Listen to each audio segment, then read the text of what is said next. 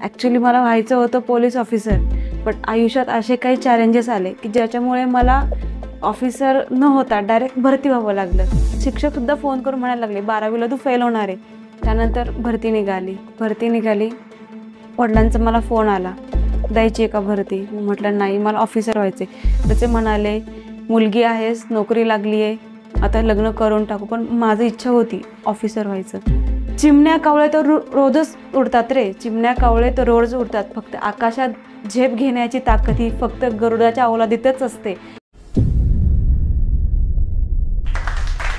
नमस्कार, माझं नाव अनघा सुनील ढवळे. 2014 पुणे शहर पोलीस दलामध्ये मी भरती झालेली आहे, खेळाडू या कोट्यातनं. मी भालाफेकची राष्ट्रीय खेळाडू म्हणून आजपर्यंत महाराष्ट्राला प्रेझेंट केलेलं आहे. त्यानंतर मी सुरुवातीला सांगेल ते माझा जर्नी सांगेल पूर्णपणे. ॲक्च्युली मला व्हायचं होतं पोलीस ऑफिसर, बट आयुष्यात असे काही चॅलेंजेस आले की ज्याच्यामुळे मला ऑफिसर न होता डायरेक्ट भरती व्हावं लागलं. त्यातली सुरुवात झाली माझ्या शालेय जीवनापासनं. मी कराटेमध्ये ब्लॅक बेल्ट केलेला आहे. माझे वडील ब्लॅक बेल्ट चॅम्पियन होते, तर माझ्या वडिलांची इच्छा होती की आपल्या मुलांनी त्यात जावं. मग मी जॉईन केलं. ते केल्यानंतर ब्लॅक बेल्ट झाला. मग आता काय करायचं पुढे? तर असं वाटलं वेगळं काहीतरी करावं.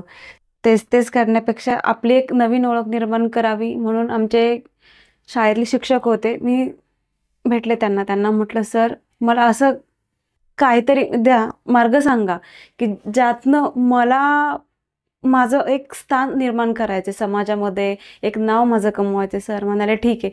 त्यांनी आमचे त्यावेळेचे शिक्षक होते स्वर्गीय झुंजारराव सर, त्यांना भेटवलं. त्यांनी माझी हाईट, वेट, माझ्यातले गुण पाहून ते म्हणाले की तू भालाफेक कर. आपल्या स्पोर्ट्स क्लबमध्ये आजपर्यंत भालाफेकला एकही नॅशनल मेडल नाही किंवा एकही खेळाडू नाही आहे. मी म्हणाले ठीक आहे. भालाफेक हा माझ्यासाठी नवीन आणि एक चॅलेंजिंग गेम होता. भालाफेकला 2008ला सुरुवात केली. सुरुवात करताना सर म्हणाले पहिले तू गोळा कर, थाळी कर आणि मग त्यातनं वाटलं तर भाला करूया. ठीक आहे, ते केलं. पहिला गोळाफेक नॅशनल झाली, भालाफेक मग केली सुरुवात. भालाफेकला 2010ला माझी पहिली नॅशनल होऊन मी नॅशनल मेडल घेतलं. 2011ला पुण्यामध्ये. त्यातनं माझं साईमध्ये सिलेक्शन झालं. साईमध्ये मी 2012-13 खेळले, अश्वमेध खेळले. तर त्यावेळेस मला सगळे म्हणायचे की तू नुसतीच खेळतीये, अभ्यासाचं काय, अभ्यासात तू 0 होणार. तर माझे वडील म्हणाले होते नाही होणार. आणि वडिलांनी मला चॅलेंज दिले, जशी तू खेळामध्ये टॉप करतेस तसं अभ्यासात टॉप करून दाखव. इट्स ओके म्हटलं, तेही आपण करून बघूया. 11वीला असताना कॉलेजमध्ये टॉप 5मध्ये आले. वडील म्हणाले त्यात काय एवढे, टॉप 5मध्ये आलीस, टॉप 3मध्ये येऊन दाखव. ठीक आहे. अजून एक चॅलेंज भेटला आयुष्याला. 12वीत असताना 4 नॅशनल्स, 1 इंडिया कॅम्प आणि 2 नॅशनल कॅम्प. त्याच्यामुळं शाळेत असलेली माझी टोटल होती फक्त 45% प्रेझेंटी. बाकीजण मी नव्हतेच. मला अक्षरशः शिक्षकसुद्धा फोन करून म्हणायला लागले 12वीला तू फेल होणार आहे. मला खूप म्हणजे टेन्शन आलं. आता काय करायचं? सगळे असं बोलतात. अभ्यास काहीच नव्हता. नॅशनल खेळून आले. नॅशनल खेळून आल्यानंतर 21 दिवस माझ्या हातात होते. पण ते वडिलांचे शब्द होते की टॉप 3मध्ये येऊन दाखव तरच मी तुला मानेल. ठीक आहे म्हटलं, तेही करते. त्यानंतर 21 दिवस अभ्यास केला. 12वीच्या बोर्डाचा निकाल लागला. 12वीला मी शाळेमध्ये टॉप 3मध्ये आलेली आहे. पेपरला नाव आलं. सगळ्यांनी सांगितले खरंच ह्या मुलीने दाखवलं, ते चॅलेंज ॲक्सेप्ट केलं आणि ते करून दाखवलं. हा झाला माझा शाळेचा जर्नी. त्यानंतर भरती निघाली. वडिलांचा मला फोन आला, द्यायची आहे का भरती? म्हटलं नाही, मला ऑफिसर व्हायचे. माझे वडील मला म्हणाले तसं नको करूस, सिस्टीममध्ये आधी तू सुरुवात कर, छोट्या बेसपासनं. आधी तू शिपाई भरती दे, पोलीस हो, आणि त्यानंतर पुढे तुला सिस्टीममध्ये राहून काय अडचणी येत आहेत, कसं तुला ते सर्व्हाइव्ह करायचं आहे ते शिक तू आधी. आणि वडिलांचं नशिबाने म्हणावं की काय, मी ते ऐकलं, भरती झाले. 1 मार्च 2015ला मी जॉईन झाले. गावाकडच्या मुलांमध्ये ही भीती बसलेली की आपण भरती होऊ शकू की नाही, खूप मोठे चॅलेंजेस आहे. असं काही नाही आहे. आपण सर्वसामान्य घरातली मुलं जर मेहनत आणि जिद्द ठेवली तर आपणही आपले इच्छित ठिकाणी पोहोचू शकतो. त्याचंच मी तुम्हाला एक सांगते उदाहरण. भरती होताना खूप गर्दी होती. मी खेळाडूमधनं जरी असले तरी माझ्याही मनात धाकधूक होती. कुठे एखादा जर पॉईंट माझा फेल गेला तर मी पण मागे येऊ शकते. पण मी ती चॅलेंजेस स्वीकारली. भरतीमध्ये खेळाडू कोट्यातनं मी ग्राउंडला 100 पैकी 100 मार्क घेऊन पुणे सिटीला खेळाडूमधनं मी पहिली आलेली आहे. दुसरी गोष्ट की ज्यावेळेस मेडिकल लागलं, मेडिकलला पण सगळे म्हणायचे फार टफ असतं, काही नसतं, तुम्ही जर ठरवलं तुम्ही सगळं करू शकता. ते सगळं करत मेरिट लिस्ट लागली, ड्युटीवरती हजर झाले. 1 मार्च 2015 माझ्या आयुष्यातला सगळ्यात मेमोरेबल दिवस आहे, ज्यानं माझ्या आयुष्याला कलाटणी दिली असं मी म्हणेल. त्यानंतर आमचं ट्रेनिंग चालू झालं. आम्ही प्रोबेशनरी होतो, हेडक्वार्टर पुणे सिटीला. पुणे सिटीवरनं आम्हाला ट्रेनिंगसाठी पाठवलं गेलं याला सांगलीला ट्रेनिंगला गेलो. तासगावला जे आपलं पोलीस ट्रेनिंग सेंटर आहे तिथे गेलो. सगळं ट्रेनिंग छान चालू होतं, व्यवस्थित सगळं रुटीन चालू होतं. असं वाटत होतं की आता लाईफ सेट आहे, आता काही करायचं गरज नाही, नोकरी झाली, घरचं सगळं व्यवस्थित आहे.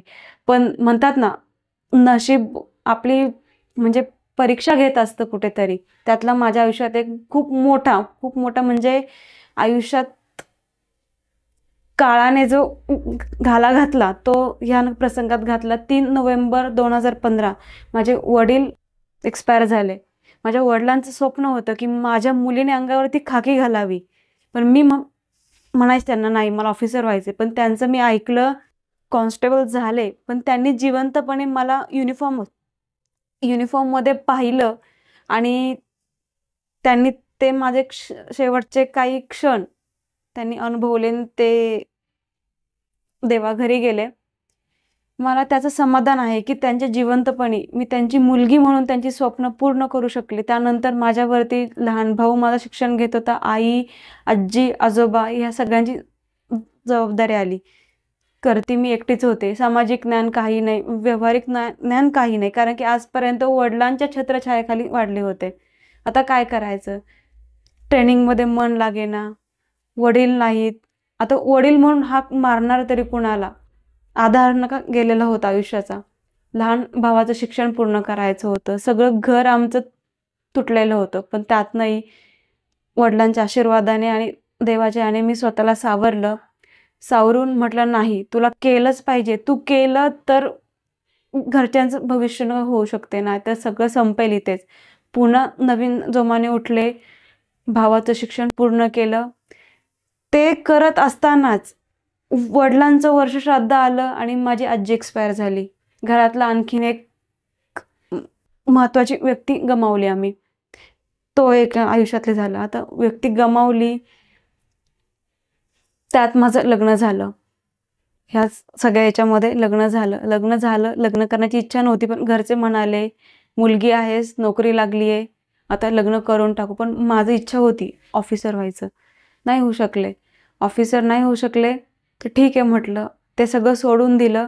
लग्न झालं आणि मी माझ्या सासरी गेल्यानंतर काही दिवसांनी ह्या सगळ्या दुःखद याच्यातनं एक आनंदाची न्यूज आली की मी प्रेग्नेंट राहिले.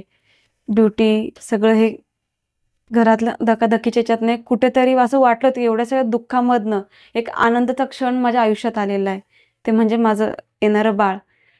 पण 2-3 महिन्यानंतर डॉक्टरांनी सांगितलं की तुमचं प्लेसेंटा लो आहे, कधीही काही होऊ शकतं आणि त्यातनं फक्त आम्ही आई किंवा मूल दोघांनाच वाचू शकतो. देवाला प्रार्थना केली की देवा, एवढे सगळे दुःख दिलेत माझ्या आयुष्यात, माझं बाळ तरी नको नेऊ माझ्यापासनं, माझं बाळ मला पाहिजे. आणि मी गणपती बाप्पाला नवस केला की 5 वर्ष मी तुझी माझ्या घरातनं स्थापना करेल, पण माझं बाळ या जगात सुखरूप येऊ देत. आणि देवाच्या आशीर्वादाने मला मुलगी झाली आणि माझी मुलगी आज सुखरूप आहे, व्यवस्थित माझं सगळं झालं, नॉर्मल झाले. आणि आज मी पुन्हा या सगळ्या दुःखातनं सावरून कर्तव्यावरती हजर झाले. पुणे सिटीला रिप्रेझेंट करत होते, महाराष्ट्र पोलीस गेमला करत आहे. त्यामध्ये मला मेडल्स मिळाले. आता या सगळ्यातनं माझ्या सर्वाइव्हमधनं मी जे काही मागे सहन केलेलं आहे किंवा मी जे काही चॅलेंजेसला सामोरे गेले, तर माझ्यासारख्याच खूप साऱ्या माझ्या भगिनी आहेत, बंधू आहेत, ज्यांना आयुष्यात खूप सारी संकटं येत आहेत. त्यांनी खचून न जाता त्यांनी हिमतीने पुढे म्हणजे उभं राहिलं पाहिजे. आणि दुसरी गोष्ट, ज्यांना कुणाला पोलीस भरती करायची आहे, पोलीस भरती फार सोपी आहे. फक्त तुमच्या मनात जिद्द आणि चिकाटी पाहिजे.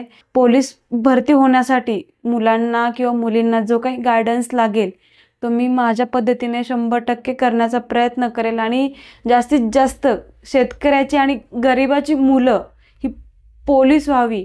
आणि ही जी खाकी अंगावरती आहे महाराष्ट्र पोलीसचा लोगो, हा प्रत्येक घराघरात गेलाच पाहिजे. तरच आपला समाज हा नक्कीच विचारांनी आणि वागणुकीतनं पुढे जाईल आणि आपल्या समाजाचा विकास होईल. त्यामुळे प्रत्येक मुलगा मुलगी यांनी उराशी एकच नका स्वप्न बाळगा, होईल तर पोलीसच होईल, दुसरं काहीच व्हायचं नाहीये. फोकस करा, सिलेबस शॉर्ट करा. कुठला इथून मागे आलेला आहे, कुठला येत आहे आणि ज्यावरती वारंवार प्रश्न विचारले जात आहे त्यावरती सखोल अभ्यास करा. तुम्ही ग्राउंडला जर बऱ्यापैकी मार्क्स कव्हर केले तर तुम्हाला लेखीला जास्त अडचण येत नाहीये.